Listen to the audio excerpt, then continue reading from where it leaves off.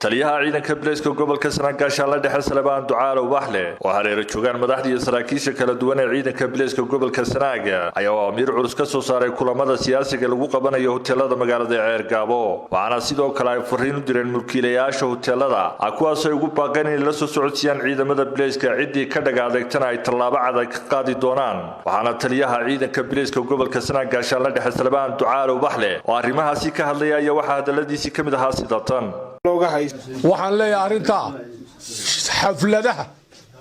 xafladu waa kuwa cid lagu taageerayo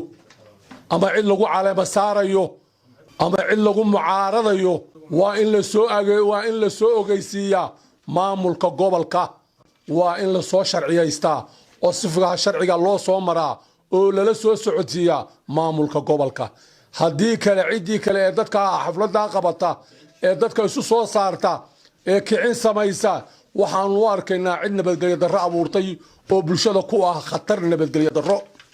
ayaan idinka dugayaa hoteelada iyo goobaha la isku yimaado xafladaha lagu qabto ha la soo sharciyeysto kasto soo sharci loo soo siiyo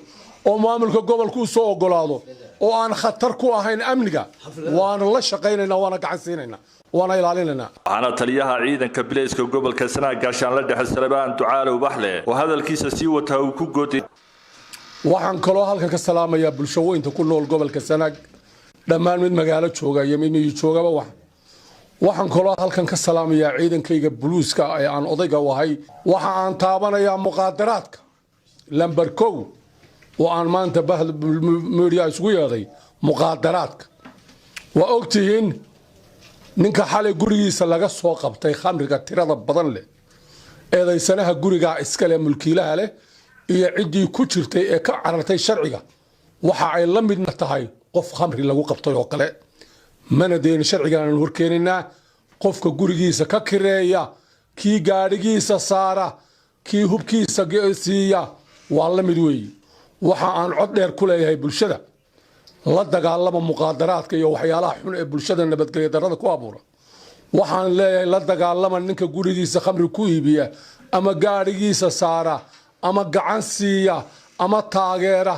ama gurigiisa ku qariya waa la mid weey xaaladda gobolka amnigeeda meel fiican buu marayaa ilaahay mahadi ummadda gobolka ku nool baa iska leena nabadgelyada waxaan leenahay bulshada gobolka ku nool cuqaasha salaadiinta dadka kiisaska lagu leeyahay ha bixiyaan magaha iyo waqtigii loo qabtay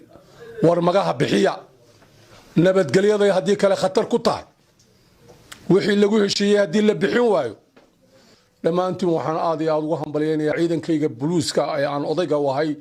ee gobolka Sanaag ka howlgalo mid dabad ka howlgalaya mid caasimadda gobolka howlgalaba sida ay shaqada nabadgelyada ugu heegan yihiin waxaanu hambalyeynaa bulshada gobolku sida ay noogala shaqeysay amniga go'aankan ka soo baxay hoggaanka sare ciidanka Booliska gobolka Sanaag ayaa ka dambeeyay markii ay saaka socotay xaflad ballaaran lagu taageerayo wasiirkii hore madaxtooyada Soomaaliya siyaasi Maxamuud Xaashi Cabdi oo ka biyadiiday siyaasadda hoggaanka sare xisbiga kulmiye Cariado Daahir TV-ga caalamiga Home Cable TV magaalada Ceergaabo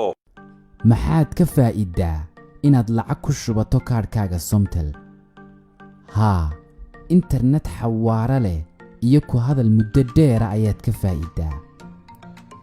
ma ogtahay in intaas in ka badan aad hadda ka faa'iidi karto ma ogtahay inay Somtel bilowday abaalmarino cajiib ah oo ay macaamiisheeda ugu tala gashay waxaa ka mid ah abaalmarinahaas dahab microwave TV-yo iyo moobilo dhammaan shirkadda Samsung ah account lacag ku jirto oo banka dahabshiil ah dalxiis aad ku degto hoteelada Damal iyo waliba 10 gaari oo Hyundai cusub ah kuwaas oo qaar ka mid ah gaarayaan qiimo $30,000 intaas iyo xidmooyin kale oo guud ahaan 5,000 oo abaalmarinood noqonaysa waad ku guuleysan kartaa waxa aad ka mid noqonaysaa liiska tartamayaasha haddii aad ku shubato ku hadal ama aad ku shubato internet ama aad tahay qof ka ganacsada ku shubashada ama aad tahay qof u adeegsada dahab qaab shakhsi ah iyo qaab ganacsi ah ka qayb gal macmiil oo ka mid noqo guuleystayaasha si aad u hesho xog intan ka badan fadlan garaac 333 ama 111